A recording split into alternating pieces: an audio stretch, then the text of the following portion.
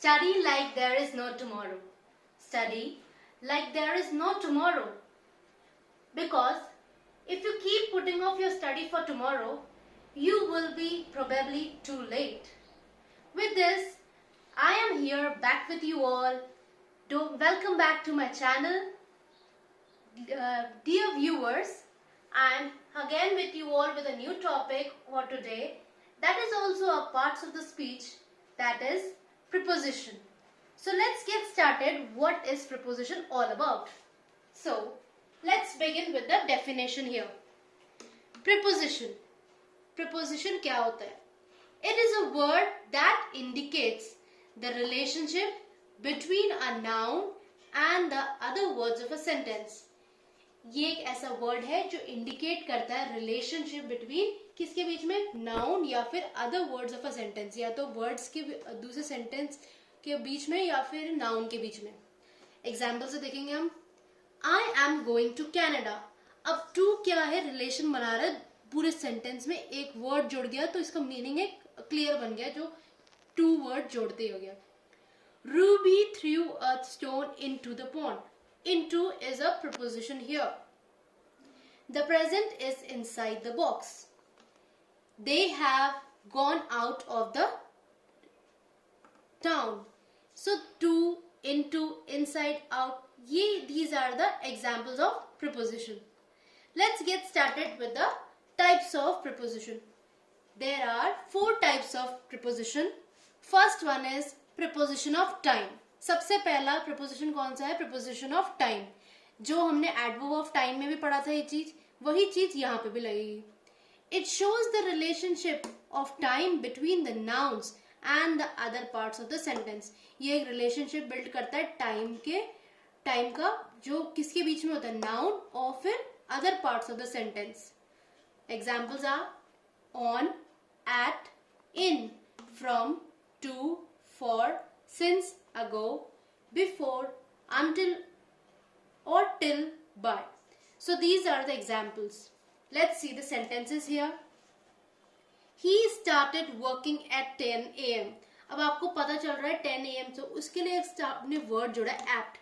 तो at अगर use करें तो पता चल रहा है वो कितने बजे वो वर्क स्टार्ट हुआ है. तो वो 10 a.m. आपको मेंशन किया है, तो मतलब preposition ऑफ टाइम यूज हुआ है इसमें. The company called meeting on 25th October. अब आपको डेट मेंशन की है 25th October, और ये एक वर्ड जोड़ा है इसके आगे. डेट के आगे क्या यूज किया है, on, और टाइम अगर बता रखा है कोई फिक्स तो बताया at. There is a holiday in December. December एक मंथ है, उसके आगे इन्होंने क्या यूज किया, कौन सा preposition, in. He has been ill since Monday. वो कब से बीमार है, मंडे से बीमार है. मतलब कि सिंस यूज किया, कब से, 2-3 अभी तक बीमार है, मतलब तब से बीमार है. तो अगर ये वर्ड यूज किया जैसे at, on, in, since, these are the words used for preposition of time. Now quickly move on to the second type of preposition, that is preposition of place and direction. It shows the relationship of place. ये क्या बताता है, relationship of place का बताता है किसके बीच में, noun and other parts of the sentence. इधर किस चीज का बता रहता है, टाइम के बारे में, और इधर किस चीज का रिलेशनशिप बताता है, प्लेस के बारे में. किसके बीच में होता है, नाउन और other parts of the sentence के बारे में. Like for example, he is at home. अब यहाँ पे भी आप बोल सकते हो, तो यहाँ तो टाइम का था तो इसलिए एट यूज किया. अब यहाँ पे कहाँ पर एक जगह का बता रहा है, यहाँ पे मेंशन किया हुआ था एट होम, एक जगह हो गई तो एट यूज किया हुआ है. प्लेस है, He came from England. England क्या है, प्लेस है, तो यहाँ पे वर्ड कौन सा यूज किया, from. The police broke into the house. Into use किया क्योंकि हाउस की जगह बात प्लेस की हो रही है यहाँ पे, इस वजह से. I live across the river. Across, मैं रिवर के आसपास ही रहता हूँ, पास में ही रहता हूँ, इस तरह से बताया. Let's see the examples quickly. On, at, in, by, from, to, towards, up, down, across, between, among, over, etc. So these were the examples of preposition of place and direction. Let's quickly move on to the other type of preposition. They are as follows here. preposition of agents or things. Preposition of agents or things, third type का preposition है ये. It indicates a relationship between noun and other parts of a sentence. ये क्या indicate कर रहा है? Relationship बता रहा है किस चीज के बीच में? Noun और other parts. अब यहाँ पे indicate किया जा रहा है, वहां पे place और time के बारे में बता रहा था, और यहाँ पे क्या indicate करता है? Relationship को. For example, of, for, by, with, about. इसके अलावा भी बहुत सारे होते हैं. Let's see the sentences here. This article is about phones, या फिर smartphones भी बोल सकते थे. About मतलब किसके बारे में आर्टिकल लिखा गया है? फोन्स के बारे में, स्मार्टफोन्स के बारे में. तो किसके बारे में? किसी चीज के बारे में अगर लिखा है तो ये वर्ड यूज होगा प्रीपोजिशन के थ्रू. और कौन सा प्रीपोजिशन होगा ये? प्रीपोजिशन ऑफ एजेंट्स और things. Most of the guest have already left. Of बोल रहा है, ऑफ द गेट्स. यहाँ पे एजेंट्स या थिंग्स के बारे में बात हो रही है. Most of the things of the guests have already left. I will always be here for you.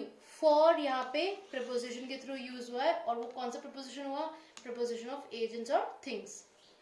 He is playing with his brother. With कौन सा preposition use हुआ है? Preposition of agents or things. ये ऐसे words हैं जहाँ पे about, of, for, with.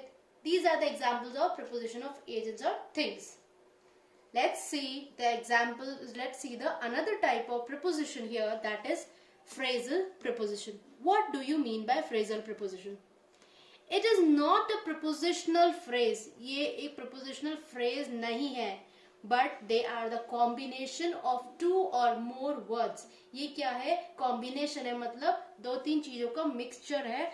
To और मोर वर्ड्स है, या फिर एक या दो या तीन वर्ड से मिक्सचर बना हुआ. ये फ्रेजल इनको बोलते हैं, phrasal preposition. Which functions as a preposition, जो फंक्शन किस तरह करता है? प्रीपोजिशन की तरह. Like for example, along with, apart from, because of, by means of, according to, in front of, contrary to, in spite of, on account of, in addition to, etc. अब यहाँ पे आप देख रहे हो पहले वाले में क्या एक एक वर्ड का प्रीपोजिशन था.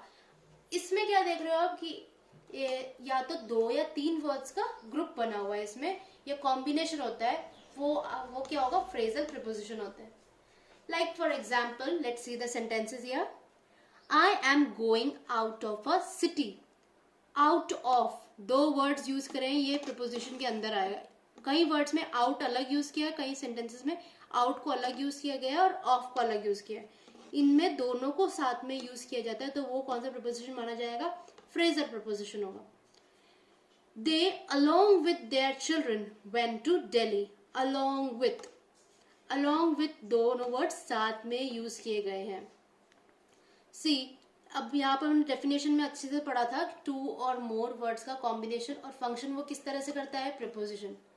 Third example, in spite of यहाँ पे preposition यूज किया है. in spite of being a good player, वो एक good player होने के बजाय भी he was not selected, वो select नहीं हो पाया. Fourth, according to the new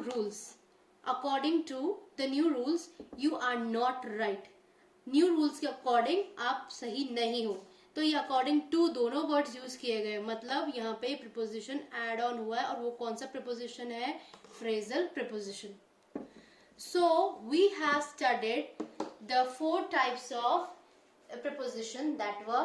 number 1 was preposition of time, preposition of place, and the third one was phrasal preposition of agents or things.